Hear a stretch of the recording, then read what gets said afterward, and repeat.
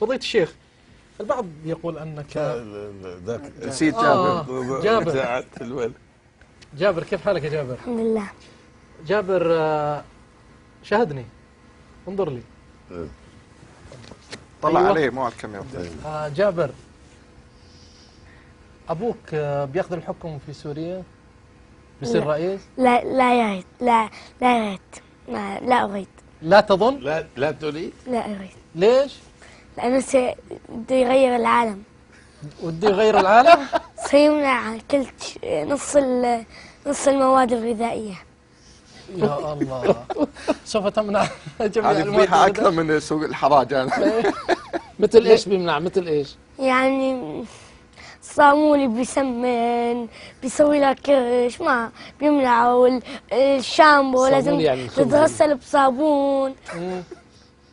ويعني السكر، العجين، الشاي. كيف تعيش يا جابر؟ بوظة جالاكسي.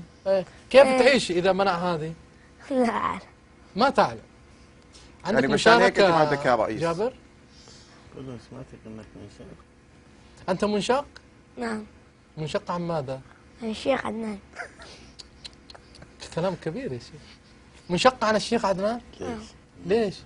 لأنه بيقعد على الكرسي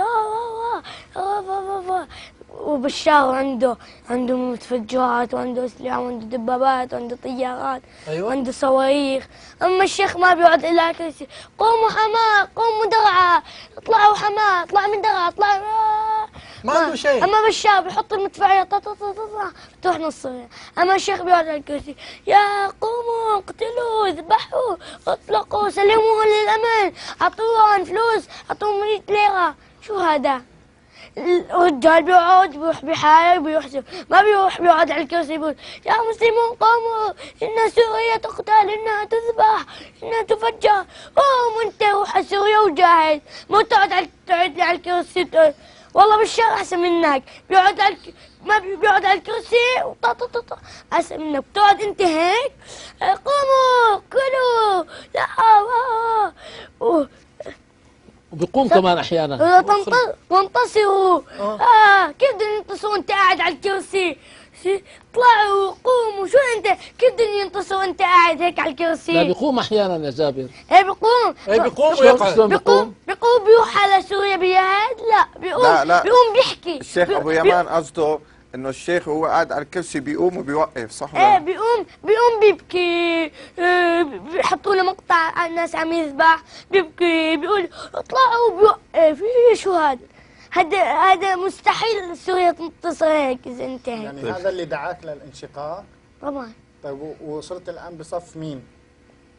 لا بالشر ولا هذا بالنص ولا بس عند مع السواق. طيب انا ادعوكم يا مشاهدينا انكم تصيروا بصف جابر. يعني اسس له حزب لحاله، لا مع العرعور ولا مع بشار.